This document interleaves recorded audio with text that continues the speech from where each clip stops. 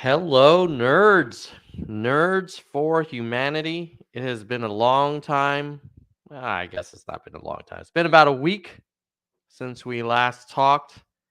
I did a reaction video to some of the highlights from, I think, Hutchinson's testimony, and it got a lot of views. So I'm doing another reaction today.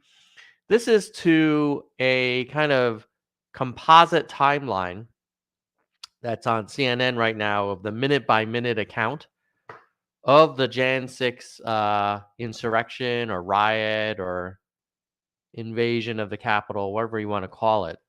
So we'll get into it. And if it's useful, hook me up with a like and a share. And if it's not useful, feel free to put in the comments other kinds of things you'd like to see me do on the Nerds for Humanity channel. All right. So, and then if in the chat you want to let me know where you're joining from, I see we already have a few people joining live. So just let me know where you're joining from and give me a hello, nerds, and I'll try and shout you out as we go through this. All right. So this is the article that just got posted, I think today. So let's take a look at it together. And I haven't read it. So we're going to do it play by play, if you will. And this is on CNN. The Jan 6 insurrection minute by minute with a nice ad for a Viking cruise. Von Dormel, a Nerds for Humanity member. Welcome, welcome. You're here live. Hello, nerds. And I see someone gave us a like already. So thank you so much. It helps spread the word about this content. Okay, let's get into it. Jan 6, 7:30 a.m. Meadows, who is the White House chief of staff, texts Representative Jim Jordan, Ohio Republican. Meadows tells Jordan, I have pushed for this, responding to a text that Jordan sent the night before, which advocated for Vice President Pence to overturn the election. Meadows also tells Jordan he's not sure it's going to happen. I mean, let's just stop there for a minute. How would you like it if you're a Republican, or maybe if your friends are Republicans? How would you like it if, like, Trump ran in 2024 and the states certified his win, and then Vice President Harris on January 6, 2025 says, yeah, not going to accept these results. There's too many open questions about voter access. Some people were restricted from voting. Not all votes were counted. I understand that the state legislatures have ratified their electoral slates. But I hear from Washington, D.C., as the vice president, would like to send this back to give states more time to look again. Like, honestly, how would you have felt if that happened? Or, shoot, think about when Trump ran against Hillary the first time, and if at that time it would have been Vice President Biden. Oh, my dog is barking like crazy. What the heck's going on? Well, sorry, guys. This is live streaming. Daisy, keep it down. No. Gotta love it. Daisy's not down with that. Would Daisy be okay with Vice President Biden saying, yeah, Mr. Trump, I know you got more electoral votes than Hillary, but as the vice president, I'm not going to really acknowledge this stuff. I'm going to send it back to the states. Like, I don't think that would have been okay. And I'm pretty sure Fox News and the MAGA world would not have been okay. But somehow the desire to have Vice President Pence say, who, by the way, is on the ticket, saying, oh, yeah, we lost according to the states, but we don't really like those results. So I am going to unilaterally overturn the election and name President Trump as the second term president. Like that'd just be freaking. Or I'm going to send it back to the states. Go look into it again. Then what happens? The states would have been like, look, we already ratified it. There's no evidence of fraud that would have changed the outcome. Attorney General Barr says there's no evidence. The FBI says there's no evidence. We've lost 60 court cases. Why are you giving us more time? For what?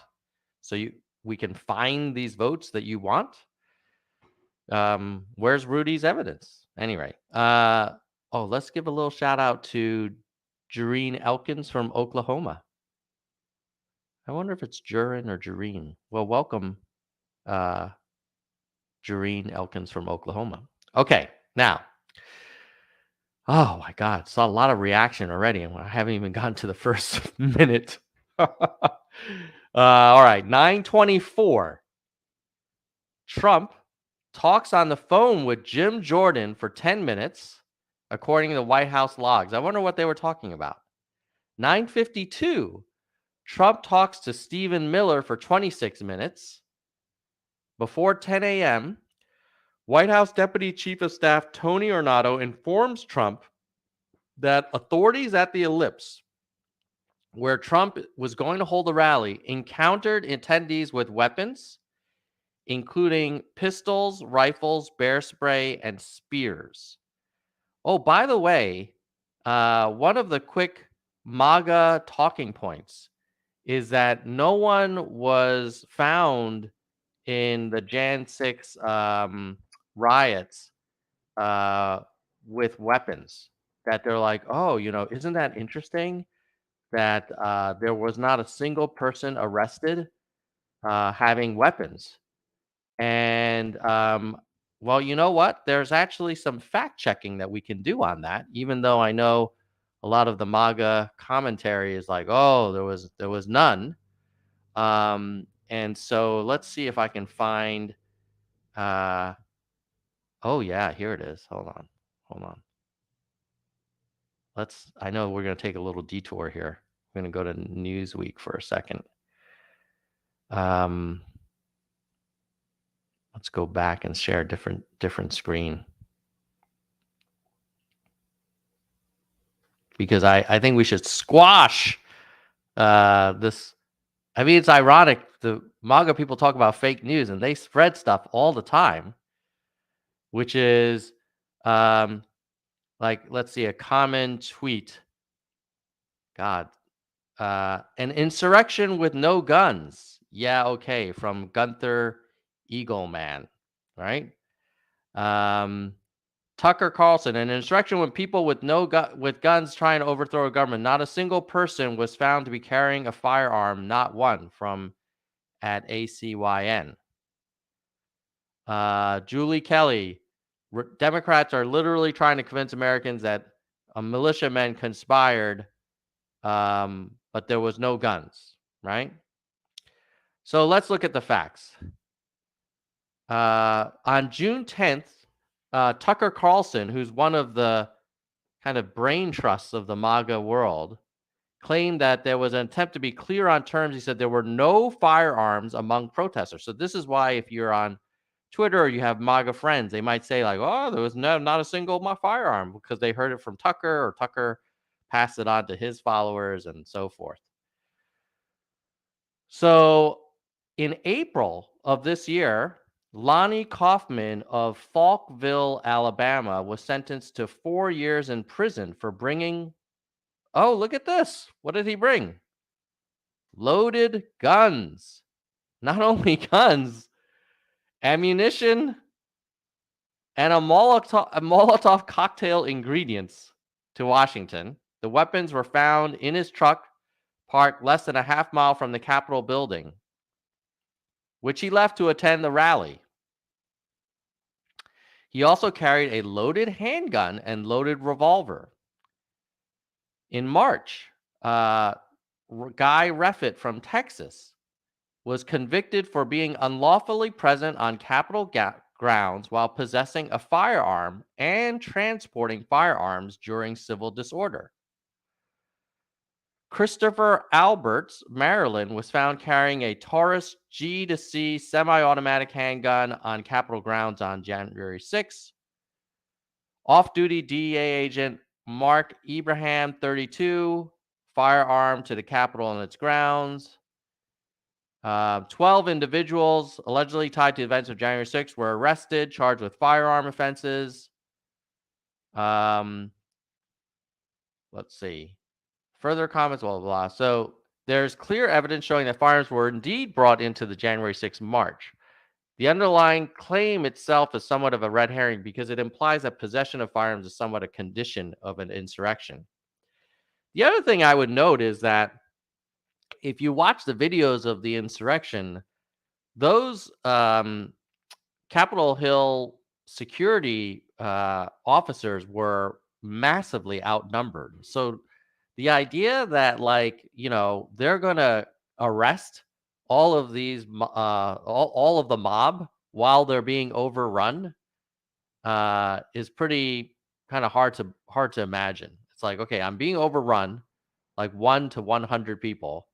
Am I supposed to arrest all of the people that are holding guns? So, something to think about. Okay, let's see. Oh, all right. So, Jareen rhymes with tangerine. Very helpful. Thank you. And Jonathan LeBron is joining from Orlando, Florida. All right.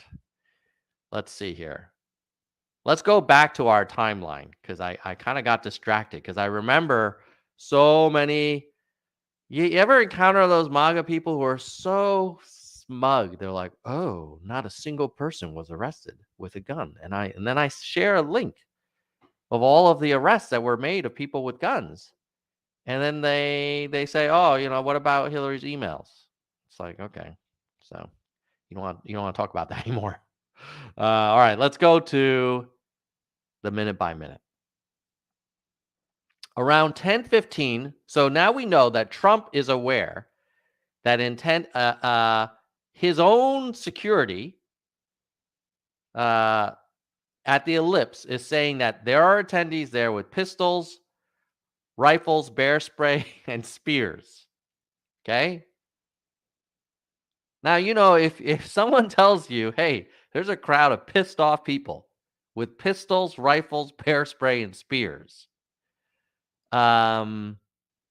is your first inclination to then tell them to storm the Capitol? I don't know. I would imagine that as president trying to honor the Constitution, which people love so much. And by the way, I hate to bring myself on another tangent, but I shall because it's my live stream. Hold on a second. Hold on a second.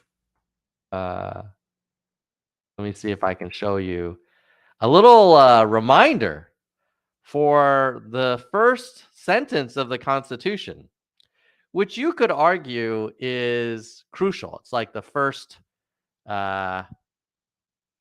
paragraph of a memo or the executive summary slide of a PowerPoint deck. For those of you who have to do those, this is the first line of the Constitution. So, we the people, in order to form a more perfect union, establish justice and ensure domestic tranquility, provide for the common defense, promote general welfare, and secure the blessings of liberty to ourselves and our posterity, do ordain and establish this Constitution for the United States of America. You know what's really striking is how eminently reasonable and moderate the framers of the Constitution were. I wonder what the people who wrote this Constitution would say about the current state of the Republican Party. Would they say, like, oh yes, the Republican Party under the great orange leader Trump. All right, I'm sorry guys. I should be more even-handed and objective. Under President Trump, I'm not going to comment on his appearance because it's, yeah.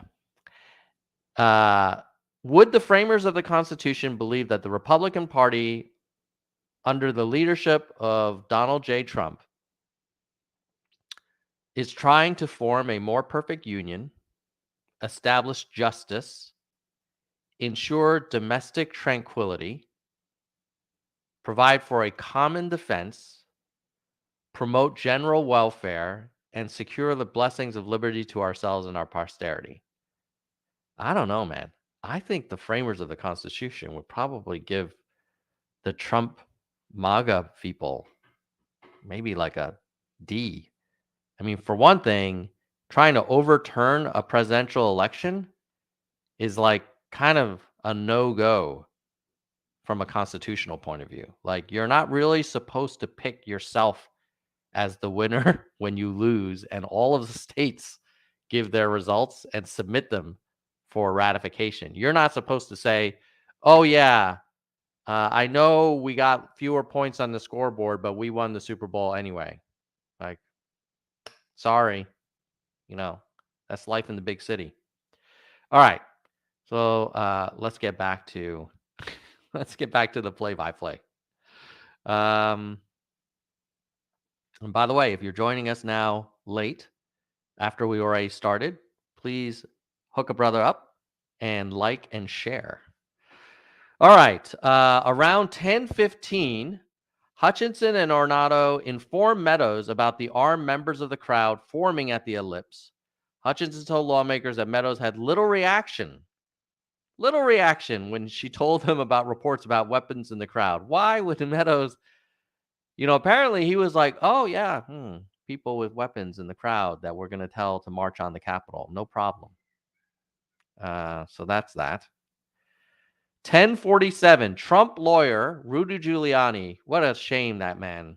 Like, he used to be America's mayor, and now he's this just difficult mess of a person. Trump lawyer Rudy Giuliani begins his speech at the Ellipse rally, urges lawmakers to overturn the election, and tells the crowd, let's have trial by combat.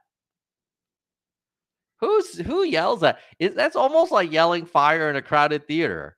If you yell at a crowd saying, let's have trial by combat, let's overturn this election, on the day that crowd is about to march upon the Capitol, a meeting of the dual chambers of the legislative branch, the Senate and Congress together, in a very sacred ceremonial step in a peaceful transition of power. If you yell, let's have trial by combat, is that like yelling fire in a crowded theater when you know that crowd is armed and dangerous? Giuliani shares the podium with right-wing lawyer John Eastman, the architect of the Trump-backed plan for Pence to overturn the results, while presiding over that day's joint session of Congress. Before 12 p.m., Trump tells his staff to take the effing mags away, referring to the metal detectors, the magnetometers, at the security line for his Ellipse rally. And his security tells them, no, we can't do that. We can't do that because they're armed. There's a reason. Why are people unwilling to go through a magnetometer? Is it because, they're worried about, you know, X-rays or infrared or any kind of like detection capabilities affecting their health? Usually it's because they know a beep is going to happen. And so what Trump says is, no, take the effing mags away. They're not here to hurt me. Oh, okay. And more importantly, if you let them come in with their weapons, then the photo image of the crowd will be larger and I will look more popular. I mean, that's basically how Trump thinks.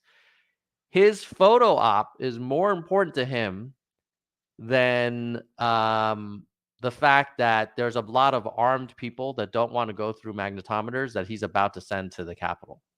Like, and someone said to me on Twitter, oh, I think this was probably a Tucker talking point, a TTP. The magnetometers, like, it didn't matter because they were going to march on the Capitol anyway. So why are you being so hard on Trump? Had he had the magnetometers, anyone who didn't go through would have marched on the Capitol. And if he didn't have the magnetometers, they would have just gone closer to him, listened to the speech, and then go to the Capitol. So no change. And this is sort of like the intellectual acrobatics that you see a lot of MAGA people doing. Because it kind of makes sense, right? But if you zoom out, you're like, wait a minute. The problem isn't that Trump asked for the magnetometers to be removed. The problem is that he asked for them to be removed because he knew there were armed people in this crowd. He knew they were dangerous, but he said, it's okay. They're not here to hurt me. And knowing that, he still told them to march on the Capitol, right? This is the same party that was really going apoplectic when the BLM people were desecrating like statues and stuff, like in parks. And this man is telling an armed group of MAGA extremists to go to the U.S. Capitol building during a joint session of Congress. What do you think is going to happen? You think they're just going to go there and sit quietly in a silent protest? I think we know what happened. And apparently Trump even wanted to join them, which is even more just freaking crazy. Okay. 12 p.m. Trump begins his speech at the Ellipse where he repeats, oh, Jay Perrin, another member. Hello, Jay Perrin. So you see Jay has that little member icon. That means he helps support this content. If you are not a member, but you are finding the Nerds channel useful, click that join button on YouTube. And it starts at like $1.99 or something a month. So it's very accessible. But there are higher levels if you want to help us more because we have to pay for software licensing costs for making this content. Let me go to 12 o'clock. So he begins his speech where he repeats many of his election lies and publicly pressures Pence to go along with Eastman's legally dubious scheme. Now, you might be, if you're like a MAGA person or MAGA people, they're going to say, oh, why would they say it's legally dubious? That's just CNN. Fake news, that's the Clinton News Network, right? Ha ha ha, lamestream media. This Eastman's claims were deemed dubious not just by the left-wing Antifa lawyers. It was deemed dubious by Trump's own legal team, White House counsel's office, Department of Justice, Pence's legal team, everybody except for Rudy Giuliani and this bit of a outlier, Eastman, said, no, actually, the vice president can totally overturn the results of the election. And for those of you who missed it, in the Jan 6 hearings, they actually had a very prominent Republican judge explain why Eastman's theory was wrong, and there was no precedent for it. It's not the same situation as before. And just common sense tells you, like, if the losing ticket happens to have the vice president on it, do you really think it makes sense to let that person basically overturn the results? That's like saying, oh, the Seahawks lost Super Bowl 49, but it's okay because Pete Carroll or Marshawn Lynch can just say, yeah, no, we actually beat the Patriots. We're not going to count that score. We don't accept it. It's like, come on, man. Come on. Oh, your question, Jay Perrin, Peter, my MAGA brother, he is not. A lot of my MAGA friends are still loyal to Trump, but they've completely averted their eyes to the Jan 6 stuff. And they seem mostly fired up about one, like transgender swimmers. Two is gas prices, which I understand, but I don't think they really acknowledge that it's a global market and there's a war going on, uh, conducted by one of the top suppliers of oil. And what else they want to talk about, uh, like books in schools, and like they don't want to talk about the fact that a sitting president tried to overturn a lost election and basically install himself as king.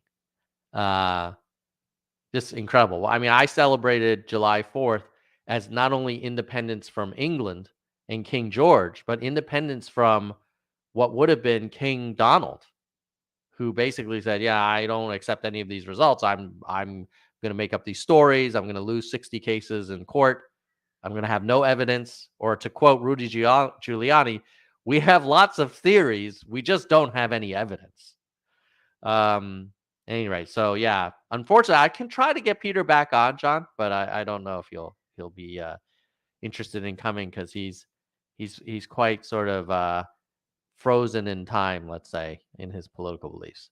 Around 1 p.m., pro-Trump rioters, including members of the Proud Boys, a far-right extremist group, overrun the first set of barriers and start rushing towards the building. Top White House staffers, including Meadows, are quickly alerted by Secret Service that police lines are collapsing.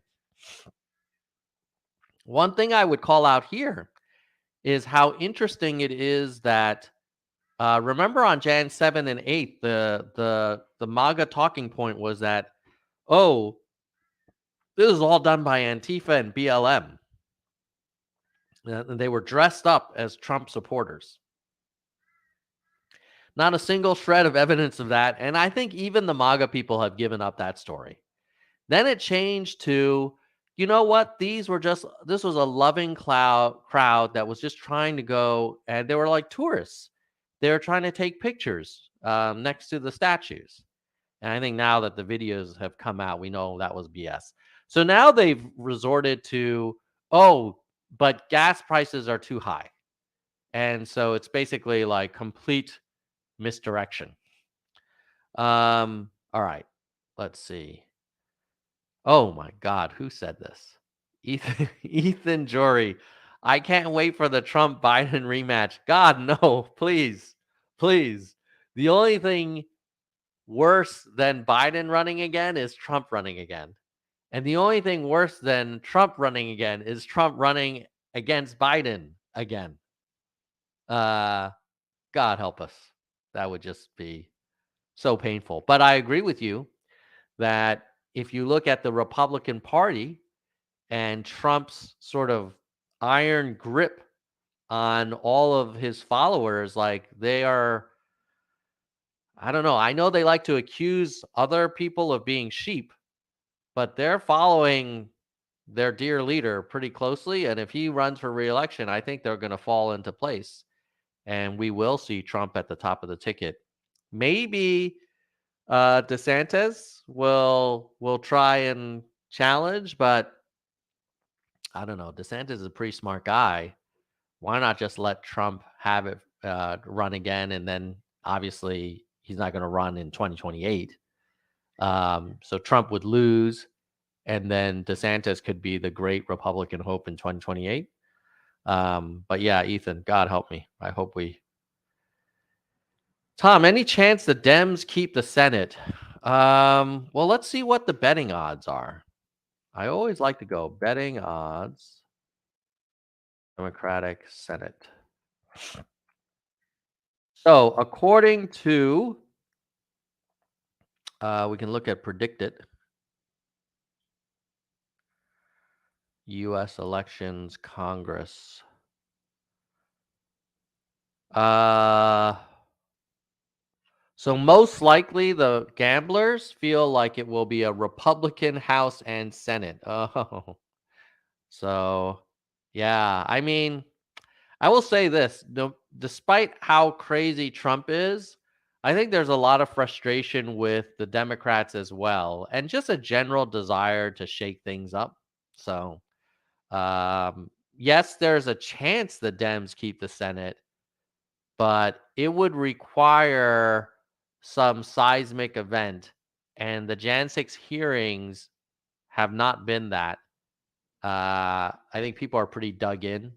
Basically, the Democrats and sort of critics of Trump have only been even more confirmed and reinforced that this man was a very dangerous person to the country. And then his supporters are they're just putting their fingers like in their ears. They're not listening. And they're like, oh, there's no Republicans on there. It's like, wait a minute. Liz Cheney is a co-chair of the Jan 6 committee. She voted with Trump 93% of the time. She's from Wyoming. She's anti-abortion, pro drilling and mining in protected areas. And uh the daughter of freaking Dick Cheney, and now the MAGA people are calling Liz Cheney a Republican in name only. The person who votes with Trump 93% of the time is pro-life, uh, pro drill, and basically like hates everything about the Democrats. Somehow she's a Republican in name only. Freaking crazy. Um, Vaughn, Roe v. Wade is not okay. Yes, Roe v. Wade is a seismic event for society. Will You'd have to convince yourself so that all the pro-choice people you would imagine would have voted for Democrats anyway. So you'd have to convince yourself that there are independents who would vote for a Republican, but now because of Roe are like, whoa, this is going too far. I'm going to flip over. Maybe, maybe. But then that also requires those voters to believe that it's possible to do a constitutional amendment to protect a woman's right to choose. And um, the fact that Congress can't even get anything done on normal things, expecting them to get an amendment pass, um, you know, is it's kind of a tall order. I mean, you'd have to get 2/3 of a vote of the House and Senate to pass a pro-abortion or pro-choice constitutional amendment. So I think there are probably a lot of independents who do care deeply about pro-choice, but they might think to themselves like, "Well, look, there's no way we're going to get 2/3, so maybe I vote on something else like economy." And right now, whether it's fair or not, the Dems are being kind of blamed for all of this inflation. I would argue the blame should go to Russia. I know some of the MAGA people out there are thinking, oh, Russia, Russia, Russia. Yeah, well, it turns out Russia's not like a super positive actor. And it's appropriate to talk about Russia. Like Mitt Romney was right, actually, when he ran against Obama. And he said that Russia was the biggest foreign policy threat to the country. So Russia invading Ukraine, and then the rest of the world saying, look, we're not going to buy oil from Russia, who's like one of the top oil producers, energy producers. That's a big deal for energy prices when you take supply off the market like that. The second is you have the post-COVID reopening where everybody's traveling again. Everybody's trying to get back to normal. So there's a surge of demand. And then I think third is a lot of the domestic oil refineries were not able to kind of catch up to that demand. And so this is just basic economics. And then it doesn't help that China had two problems. One, they shut down a lot of their production because of their COVID response. And then second is like we actually put a lot of tariffs on low cost goods from China. And everybody had talked about this at the time, saying like when you put tariffs on another country, they just pass on those costs to the consumers. And then when it happens, I don't understand why people blame Biden. Like he didn't introduce those tariffs. That was the previous guy. Anyway. Okay. Do I think Vietnam, you know what? Anytime you can get more supply, it will help. But, supply logistics and accessing new sources of anything, it doesn't happen at the snap of a finger. It probably takes years. And we've developed a strong dependence on China because of that low cost, high volume, decent quality access to goods. And we also benefited from a lot of low cost labor. And this is if you have been listening to this show years ago, like my MAGA brother and I always argued over, he was like, hey, I don't want all this illegal immigration. And I was like, yeah, me neither. But if you don't want illegal immigration, someone is going to have to do all of these low wage jobs. And most native born Americans are not down with doing landscaping or cleaning, janitorial duties or working in meat processing plants for minimum wage. And if those employers have to raise wages, well, guess what happens? Prices go up. So, any rate. Oh, Vaughn, I know you have to take off. It was good seeing you, my friend, and we'll see you on the replay. Don't forget to like and share on your way out or just now while you're here. Okay, so now let's keep going with the timeline. So now 110, as he ends his speech at the Ellipse, Trump calls for supporters to walk down Pennsylvania Avenue and march to the Capitol. Now, I know Trump has said, oh, he didn't really mean that literally. He meant that they should just figuratively walk down Pennsylvania Avenue, and that he would figuratively be there with them, or metaphorically, he would be there with them. That was his official sort of talking point. He also tells the crowd that he will be marching with them around the same time. McCarthy, a California Republican and Trump ally, calls Hutchinson and angrily tells her not to let Trump go to the Capitol. So even McCarthy's like, whoa, this is starting to be grabbing a snake by the tail. Like this is getting out of control here. All right, 119. Trump arrives back at the White House. During a short drive from the Ellipse, Trump becomes irate and demands to be driven to the Capitol. Okay, guys, listen to this. He demands to be driven to the Capitol. So when Kylie McEnany and Donald Trump told everybody that he didn't really want to go to the Capitol, he was just speaking metaphorically, be advised that they lied to their followers, right? To the MAGA people. And the MAGA people were defending him, saying, oh, of course he wouldn't go to the Capitol. That would be crazy. No, well, he did. He did want to. Members of his own security team refused to take him there. Okay? Now, on 2 p.m., the Capitol goes on lockdown, people. The U.S. Capitol is on lockdown as some of the first rioters breach the building. Like, I feel like we become numb to the fact that our Capitol, during a joint session of Congress, had to go on lockdown. It is the equivalent of, a curfew being put in place on a major city, saying like, yeah, we're shutting it all down. Back at the White House counsel Cipollone tells Meadows that Trump needs to take action to stop the riot. Something needs to be done or people are going to die. So that's how serious. So when Trump says he didn't realize this was a big deal, he was unaware, he thought that they were just being waved in by friendly security and there was no problem, like that's bull. Like he was told they were armed, they were pissed, the Congress is on lockdown, and his own White House counsel is telling him like he needs to stop the riot. Okay.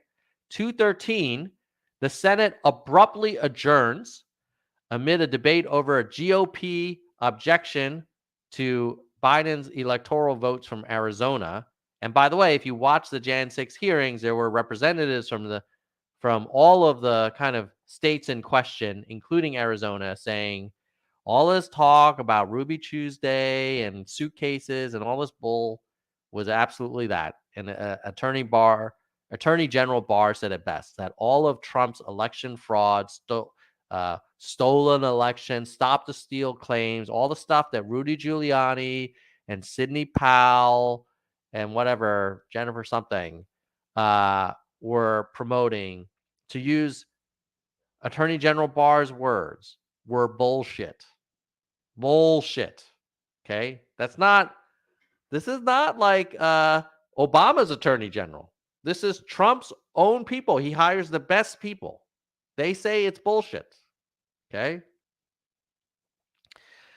In one of the most infamous scenes, QAnon supporter Doug Jensen menaces U.S. Capitol police officer Eugene Goodman, who shrewdly steers Jensen away from the nearby Senate floor. 215, Cipollone again tells Meadows that Trump should intervene. Meadows responds by saying Trump doesn't want to do anything. Trump does not want to do anything. The commander-in-chief, the president of the United States of America, is informed that his Capitol building is on lockdown, that the co-equal branch of government is basically being invaded by his own people, and he wants to do nothing.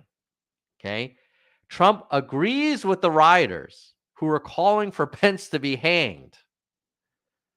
Unbelievable. So you've got Cipollone saying, hey, you have to tamp these people down. You've stirred up a hornet's nest and it's out of control and people are going to get hurt.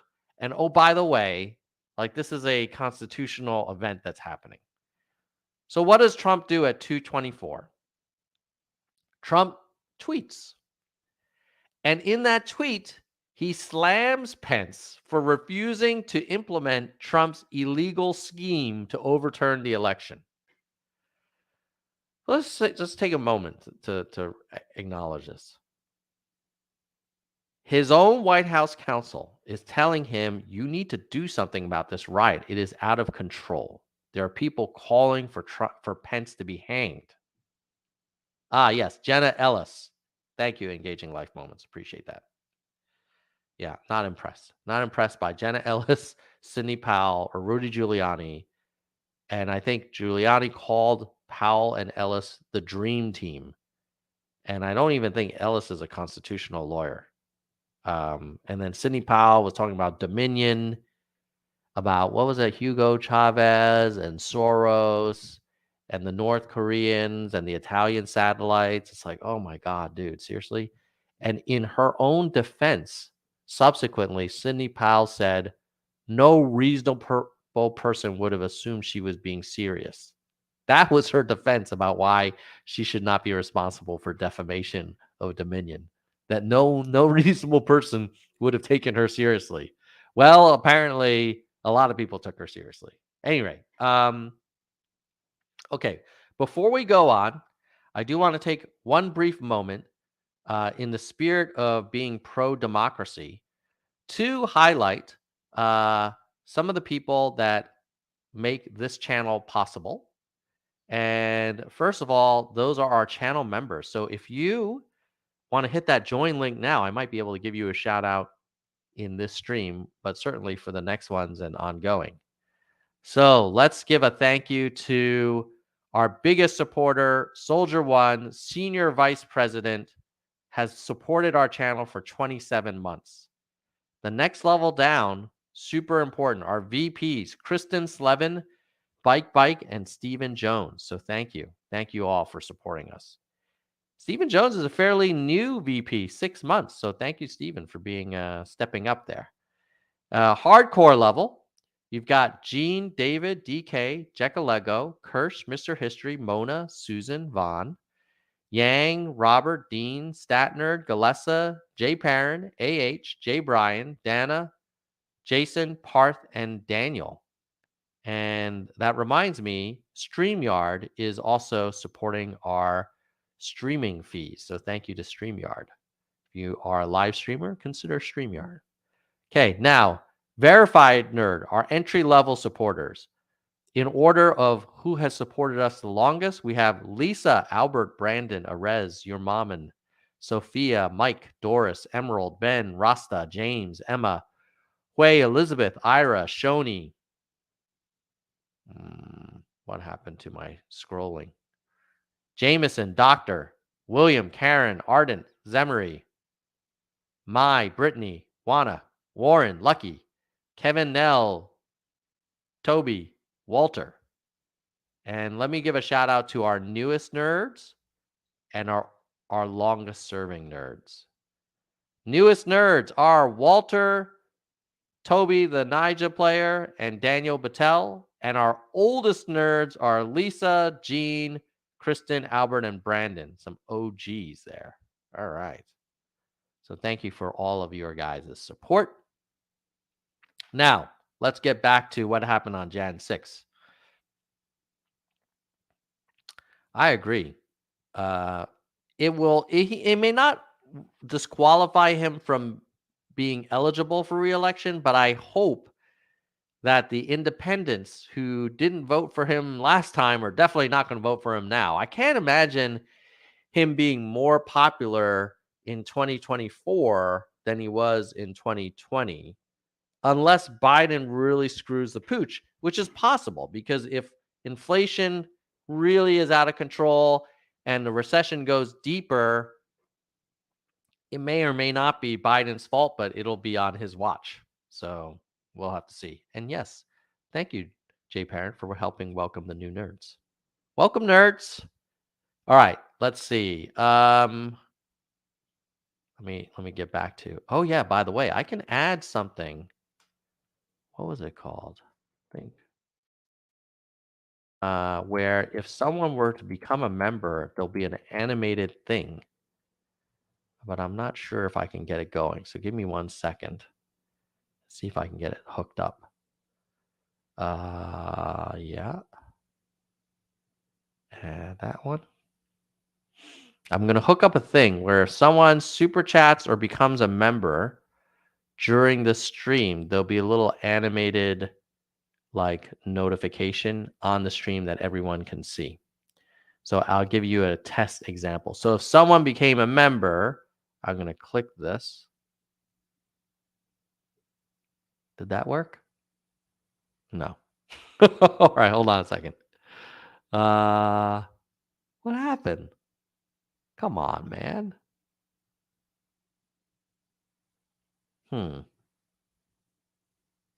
Well, we'll set that up later. Let's get back on with the stream. But I'll be sure to shout you out if you become a new member during the stream. Okay, let's see. Let's get back to Jan 6. Okay. 224. He slams Pence after Cipollone says, hey, tamp these people down. He instead says, oh, yeah, Pence is refusing to save our country, blah, blah, blah. Like, seriously? I mean, let's see if we can pull up the exact tweet that he did. 224. Okay, so okay, I have the exact words that Trump used. So just here's the context. Your White House counsel. Ooh, Jeremy Sammons is a new member. Woo! All right, hold on now. Jeremy, I'm going to give you a little bell ring. Welcome, Jeremy. Love it. Thank you for your support. And now I'm out of focus. That's how much I value our new members. I will go out of focus for you. So thank you, Jeremy. All right. Let's see. So here's exactly so here's the context. You know Capitol Hill is on lockdown. Your White House counsel is telling you need to tamp these people down. Secret Service is telling you that the crowd wasn't even willing to go through magnetometers because they're armed. Okay.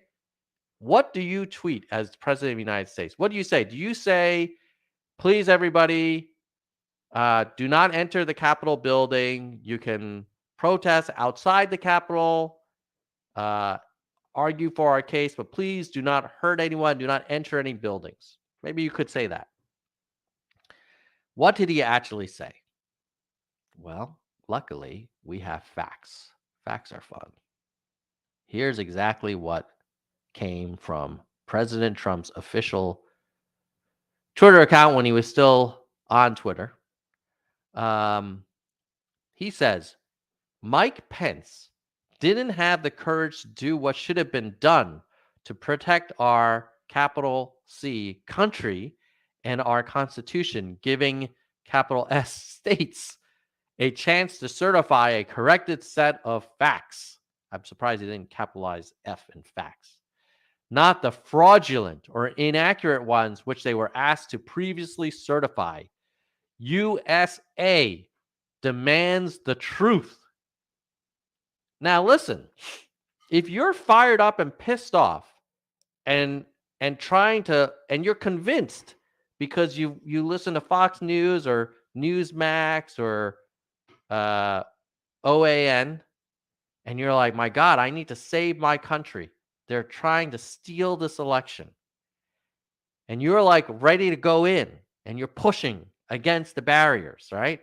And you're chanting, USA, hang Mike Pence, lock her up, drill, baby, drill, whatever it is, right? And then your president tweets this out. And you're like, well, I don't know if I should be going in because the security is like pushing us back. Like maybe this is wrong. Your commander in chief, your dear leader, is saying Mike Pence didn't have the courage to do what should have been done. The implication is you should have the courage, right? To protect our country and our Constitution. Never mind that the Constitution is pretty clear on how we should pick our president, and it's not up to the vice president. But at any rate, giving states a chance to certify a corrected set of facts. They already certified. Your alternative facts they've denied. But anyway, let's give them a chance. It's sort of like, the Seahawks lost the Super Bowl. It's like, let's give the referees another chance to review some of these plays. Like, well, no, the referees are good. They've made their decision. They have their opportunities. If they were uncomfortable, it's well within their right to do some more analysis. They've made the call, right? The confetti's already on the field. Like the game's done. But at any rate, giving states a chance to certify a correct set of facts, not the fraudulent or inaccurate ones, which they were asked to previously certify. USA demands the truth. I mean, talk about a dereliction of duty, right? You're told to tamp down the crowd, and that's what you tell them? That is not tamping down. That is amping up, man. Golly. Okay. 228. Representative Marjorie Taylor Greene tells Meadows via text that he should tell the president to calm people. Guys, let's take that in for a moment. Representative Marjorie Taylor Greene, MTG, okay, the AOC of the GOP, is telling Trump to calm people down. MTG is saying, hey, it's a little crazy here. Let's get a little crazy. When MTG says it's getting crazy and people should calm down, you know you're in a riot. Unbelievable.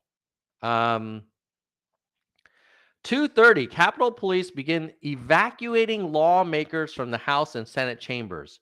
Secret Service evacuates Pence. 2:32, Fox News host Laura Ingraham, who promoted many of Trump's election lies, texts Meadows, the president needs to tell people in the Capitol to go home. Again, like, you got MTG and Laura Ingraham saying, "Whoa, this is no longer like kind of fun and for getting a lot of like content views and shares and likes on Twitter. This is now getting out of control. President needs to like turn off the music and turn up the lights. Last call, got to go home." Right? That's how that is this is not like Nancy Pelosi telling him, "Hey, this is out of control." This is his own radical supporters. 235, Mick Mulvaney, Trump's former acting chief of staff, texts Meadows saying Trump needs to stop this now. 238, finally. So let's see. He was told around, let's see, let's call it 2:15, that by his own White House counsel, this thing is out of control, right? And then 2:28, MTG says, stop it. 2:32, Laura Ingraham says, stop it. 2:35, Mick Mulvaney says, stop it now. 2:38, he finally says something. What does he say? Well, let's take a look. Let's take a look. You would think, whoa, what is up with focus? Jesus. Focus, bro. My God. Camera sucks. I need to upgrade my camera. This is why we need our member support. Crying out loud. Okay, there we go. So everybody's telling you place is out of control. The first thing you say is that Mike Pence is terrible and he didn't have courage. Then finally, I will say this is a little bit closer to trying to tamp it down, although I would say, barely. He says, please support our Capitol Police and law enforcement. They are on the side of our country. Stay peaceful. Okay, you've got your whole Congress, Senate evacuated. You have your vice president being rushed off the floor. The Capitol is on lockdown. Everybody's telling you it's getting out of control. You know the crowd is armed and dangerous. And the closest thing you can say is stay peaceful. Why wouldn't you say, please get out of the Capitol, pull back, Proud Boys stand by and stand down or whatever, right? No, he just says, oh, while you're invading this place, leave alone the Capitol Police. Unbelievable. This guy. He's a piece of work, man. He's a real piece of work. All right. So let's keep going. What a terrible day this was. I mean, we're going to be talking about, like, our grandchildren will talk about this day as like a really embarrassing freaking day in American democracy. 239, Capitol windows are smashed. Proud Boy charged with seditious conspiracy. More Trump rioters flood into the Capitol building after overrunning barricades, fighting past police officers, and climbing up the scaffolding. So that shows that the tweet that said, oh, please, mind the police on your way in, is probably not sufficient. 240, the Oath Keepers weave through throngs of rioters in military-style formation and enter the Capitol building. I guess they didn't see his tweet or weren't reacting to his tweet about saying everybody has to be courageous and save the country, but, be respectful to law enforcement on your way in. They are then charged now with seditious conspiracy. 244, pro-Trump writer Ashley Babbitt is shot by a police officer while trying to break into the speaker's lobby adjacent to the House floor while lawmakers were evacuating. At the same time, Representative Barry Loudermilk, who supported nullifying Biden's victory, texts Meadows, "It's really bad up here on the Hill." Yeah, I would say so. Around is basically, "It's really bad up on the Hill" is another way of saying, "Oh my God, we have stirred up a hornet's nest and this mob is out of control and now I'm being evacuated." Also known as "It's really bad up here." 245, Trump rioters invade the Senate floor and break into the speaker's office. This reminds me of like when you see developing countries like these revolutions and people like breaking into the government. It's just like so not American. 253. Donald Trump Jr. texts Meadows. Okay, again, let's remember, this is not some crazy, wild, liberal, bleeding heart liberal, whatever's right. This is the president's own son now saying he's got to condemn this shit ASAP. The Capitol Police tweet is not enough. And Meadows says, "Yes, I agree." Yeah, great job, Meadows. Great job. Then before 3 p.m., Trump speaks on the phone with McCarthy, who pleads. Again, McCarthy, Republican, loyal Trump supporter, not some kind of never Trumper, pleads with Trump to please call off his mob. But Trump takes the side of the rioters, telling McCarthy that maybe those rioters care more about the election than you do. Still, this guy is like in complete denial. Or maybe he was not in denial and he wanted this to happen. It's only two explanations. He was completely incompetent and didn't realize how dangerous it was, or he knew it was dangerous and wanted it. 3 p.m., White House aides draft a statement which would have condemned the violence and illegal actions of the rioters. The statement is never released. 309, former Trump chief of staff. How many former Trump chiefs of staff are there? Reince Priebus texts Meadows, "Tell them to go home," all caps. 313, Trump tweets that his supporters at the Capitol should remain peaceful, but again, does not tell them to leave the premises. Okay, listen, guys. If a mob of rioters went into your house and the leader of that mob says, "Everyone, please remain peaceful." Okay? Focus. Not this effing camera. Piece of crap.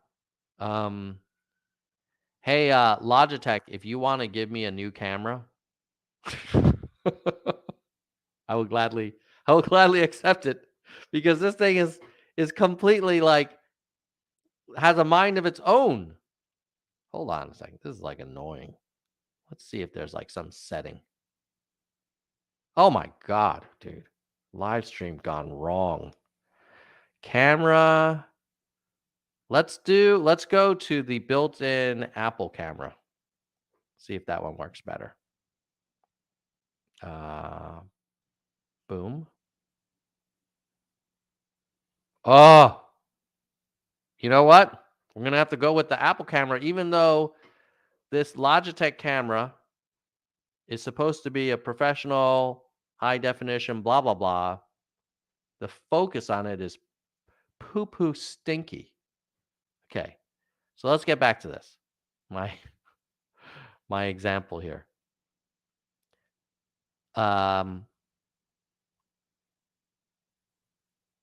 Let's say that someone has a mob that has invaded your house and they're breaking the windows and they're forcing their way in. And the mob leader says, please, everyone, remain peaceful. Is that what you would want the mob leader to say? You'd probably want the mob leader to say, guys, get out of the house. Literally, right? Come back. Come back to the ellipse. Go out of the house. No, you don't say, oh, while you're invading this place, please remain peaceful. But that's what he does. He again does not tell them to leave the premises. At the same time, Trump's former health secretary, Tom Price, texts Meadows saying POTUS should go on air and defuse this. 3:15, Ivanka Trump, again, not some kind of never Trumper, not some kind of snowflake, calls the rioters patriots in a tweet, but tells them the violence must stop. Oh my God.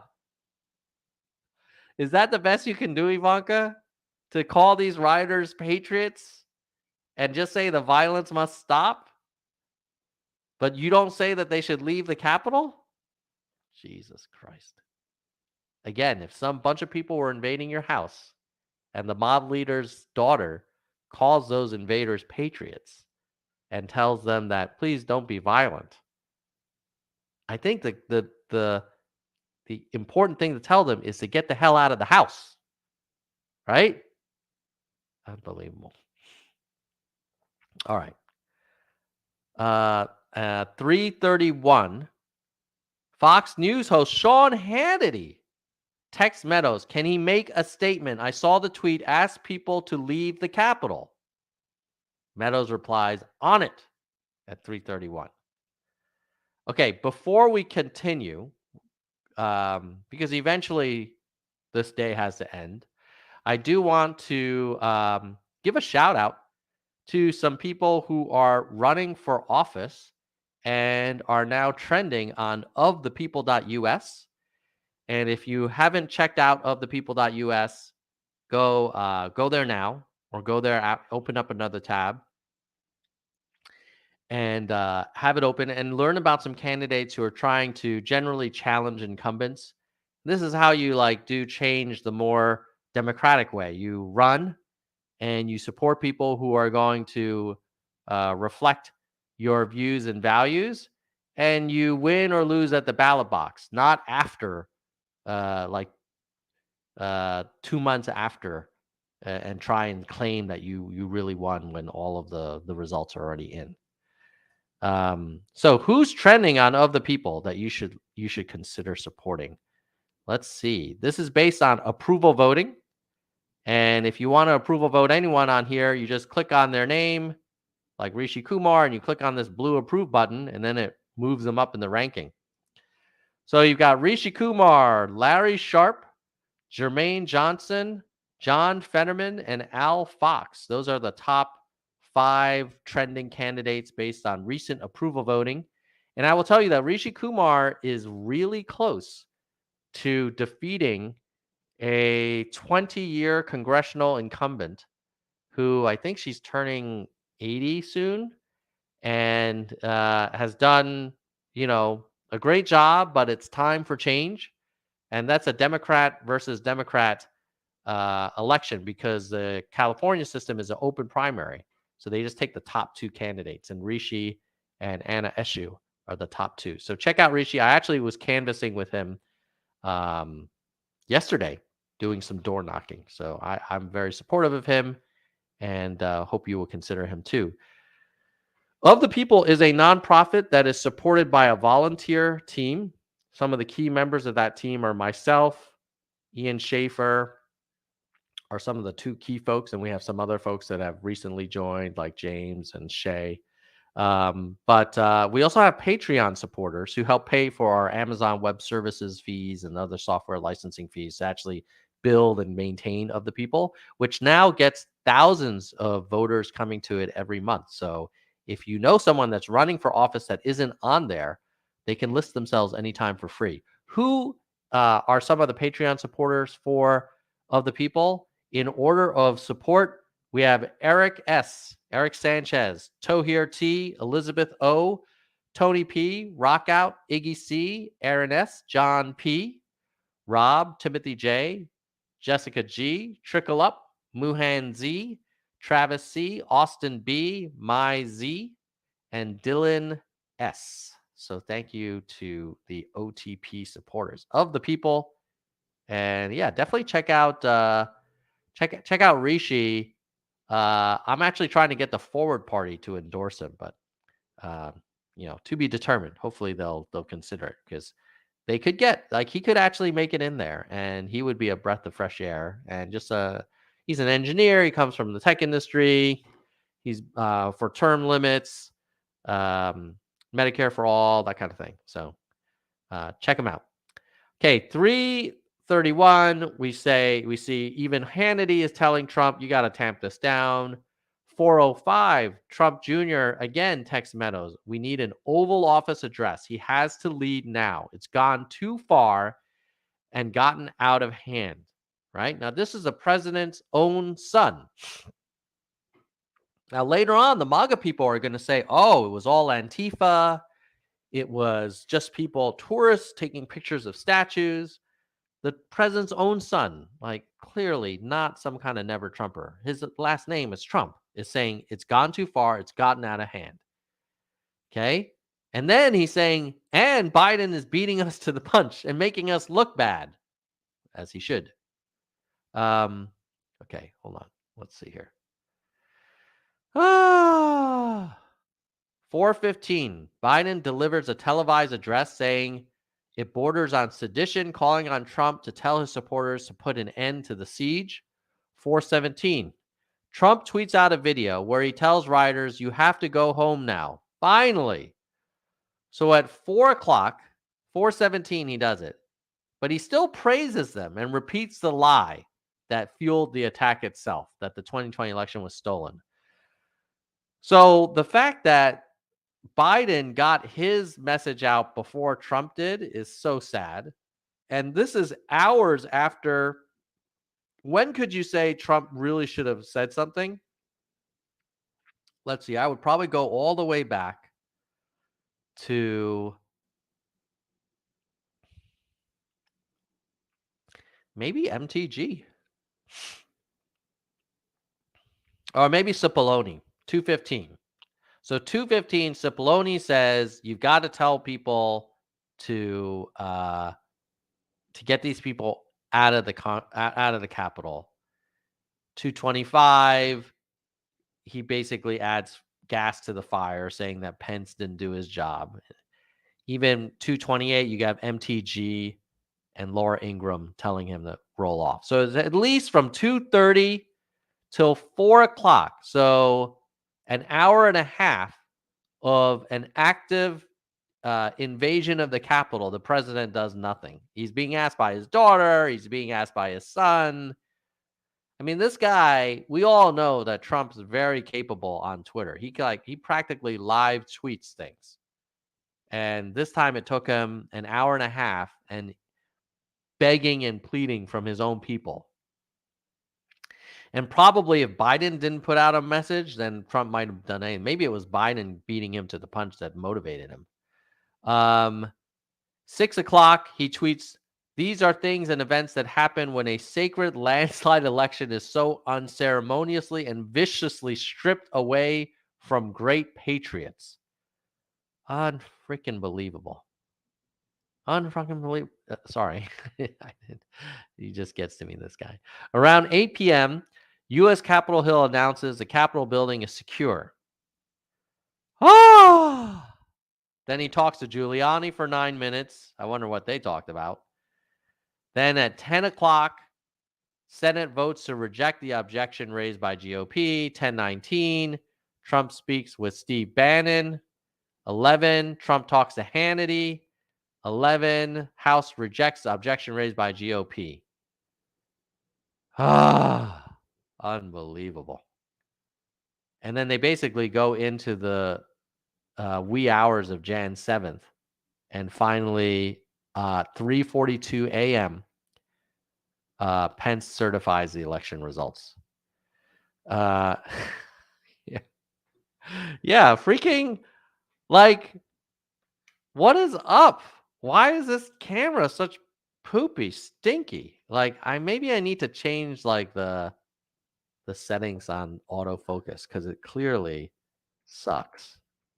But I'll work on that for the next live stream. We'll just use the Mac camera for now. All right, folks, that was a long reaction to the timeline, but I thought it was helpful because not everybody has had time to watch all of the Jan 6 hearings. A lot of people have MAGA family that are like spreading misinformation. And I just wanted to kind of lay out based on these are Republican witnesses, text messages from the White House chief of staff's own phone, right? This is not some kind of crazy left wing conspiracy, man. This is like what happened.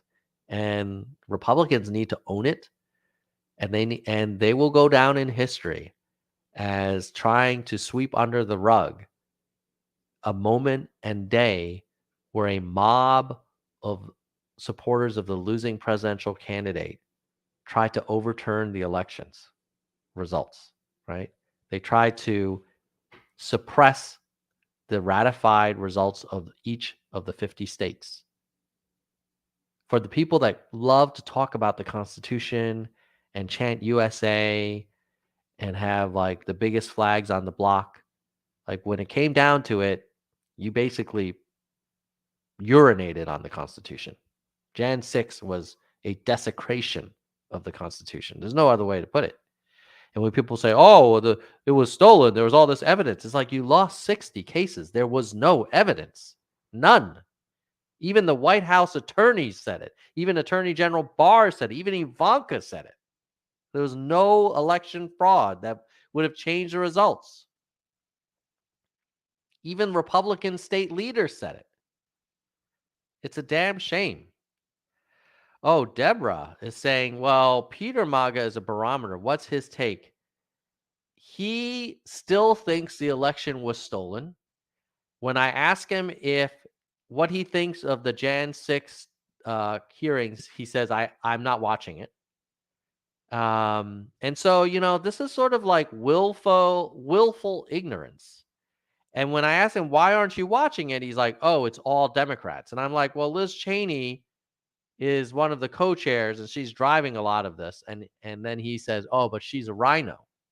And I'm like, she voted with Trump 93% of the time. She's pro-gun, pro-life, pro-drilling, pro-lowered taxes for the rich. How is she's the daughter of Dick Cheney, the vice president with Bush. How is she a Republican in name only? And he says, well, I don't know. She's just a never Trumper. So our barometer, my brother, the MAGA man, is that a lot of MAGA people are willfully ignoring what's coming out of it, and they're consuming their information not from Nerds for Humanity or New York Times or CNN or NBC or CBS or ABC. They're probably getting their news from Fox and OAN and some of these kind of right-wing news sources or podcasts and stuff. So, yeah, I think that's kind of the reality that we had this terrible day in history, and half of the country doesn't want to talk about it.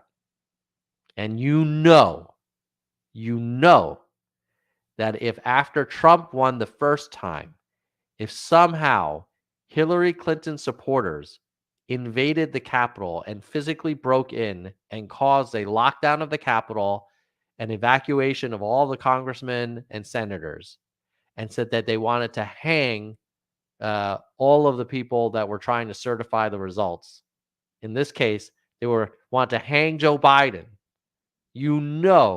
Those MAGA people would be so livid and they would be so sanctimonious about the sacred constitution that needed to be protected. But when it's their guy, goes out the door. All right. Well, I think that's a good day. I'm going to wrap up because I have to go to some volunteer training actually for Rishi Kumar. So again, if you want to see like new faces in Congress, this guy is running against an incumbent that has been in elected office for like 30 plus years, and it's just time for new perspectives. And he's got a good shot. I think he's got a 50-50 chance. So this isn't one of those like Yang Gang candidates who, is a long shot. This guy's won the primary in the top two and is now the only one of two choices on the general election ballot in November. And the opponent, who is the incumbent, only got like 48% of the vote in the primary. So she's weak. So, anyway, hope you enjoy, and let's talk again in the future. Goodbye, nerds. And before you leave, can you like and share? Thank you. And if you're on replay, please like and share and put in the comments what you'd like me to talk about in future streams. Bye, nerds.